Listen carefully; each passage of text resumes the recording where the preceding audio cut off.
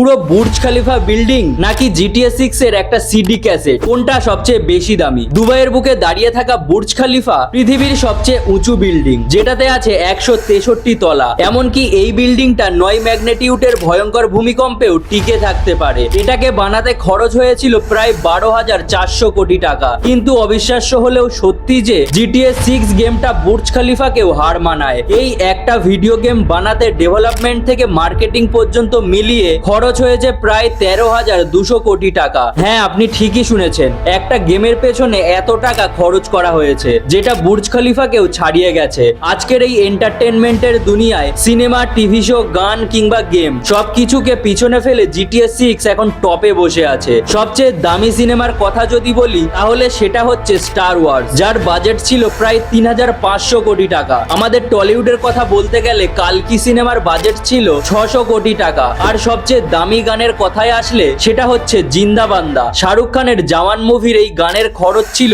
15 কোটি টাকা। কিন্তু এদের সবার উপরে বসে আছে জিটিএ 6। এই বিষয়ে আপনার কি মতামত আমাকে কমেন্টে জানান।